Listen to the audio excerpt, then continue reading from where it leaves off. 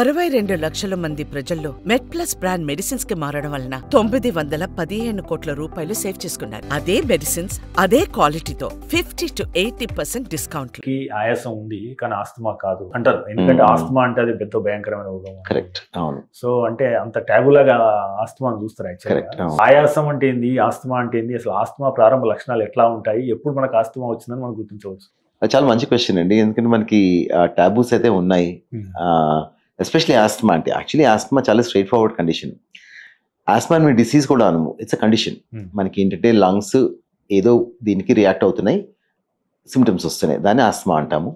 So జనరల్గా asthma early symptoms ఏంటంటే cough ఒకటి మళ్ళీ మళ్ళీ రావడము, వీజింగ్ అంటాము, పిల్లలు పిల్లికూతలు రావడము, ఆయాసపడ్డము అండ్ రెగ్యులర్ ఎక్సర్సైజ్ చేయలేకపోవడము.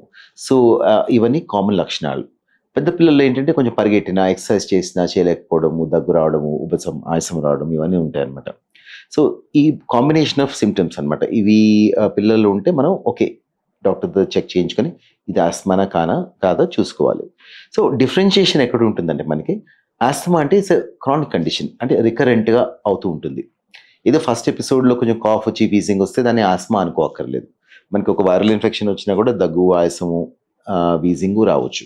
బట్ ఏంటంటే మళ్ళీ మళ్ళీ వస్తుందంటే ఒకసారి మనం చెక్ చేయించుకొని ఇది ఆస్తమా కాదని ప్రూవ్ చేసుకోవాలన్నమాట, ఓ డిస్ప్రూవ్ చేసుకోవాలి. అది ఆస్తమా అంటే ట్రీట్మెంట్ ఏ లెవెల్ నుంచి స్టార్ట్ అయింది సార్? అంటే first stage, second stage, third stage లాగా? ఇప్పుడు మనకి ఏంటంటే ఆస్తమా ఒకవేళ మనం డిసైడ్ అయ్యాం ఈ బాబుకో పాపకో ఆస్తమా ఉందని, జనరల్గా ఏంటంటే ఇప్పుడు కొన్ని ట్రీట్మెంట్ గైడ్ లైన్స్ ఉంటాయి. ఇవి ఇంటర్నేషనల్ గైడ్ లైన్స్, జీనా గైడ్ లైన్స్ అంటాం అనమాట.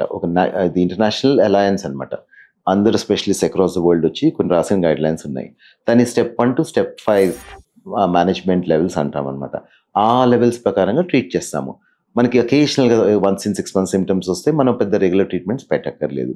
మంత్లీ సిమ్టమ్స్ వస్తున్నాయంటే స్టెప్ 2, స్టెప్ 3కి అలా వెళ్తాము. సో అలా మెడిసిన్స్ని పెంచుకుంటూ ఉంటాము. దెన్ కొత్త మెడిసిన్స్ యాడ్ చేయడం అప్ టు స్టెప్ 4, స్టెప్ 5. అదేంటంటే స్టెప్ 5 వచ్చేసరికి స్పెషలిస్ట్ని చూడాల్సి వస్తుంది అనమాట. సో అలాగా మేనేజ్ చేస్తాము. జనరల్గా వీటికి ట్రీట్మెంట్ ఏంటంటే ఆస్తమాకి సివియర్ అటాక్స్ వచ్చినప్పుడు ఒక విధంగా ట్రీట్ చేస్తాము. ఫ్రీక్వెంట్ అటాక్స్ వచ్చినప్పుడు ప్రివెంటేటివ్ లాగా కొన్ని మెడిసిన్స్ పెడతాము. వీటిల్లో ఏంటంటే మోస్ట్ ఇంపార్టెంట్ మనకి ఇన్హేలర్ మెడికేషన్స్ ఒకటి, సెకండ్ ఏంటంటే నెబులైజేషన్స్. సో ఈ 2 medicines along with some medicines వాడతాం అనమాట. సో ఈ విధంగా ఆస్తమాని మనం అక్యూట్ ఎపిసోడ్ని ట్రీట్ చేసుకోవచ్చు, క్రానిక్ ఆస్తమాని కూడా మేనేజ్ చేసుకోవచ్చు క్వైట్ ఈజీలీ యాక్చువల్లీ.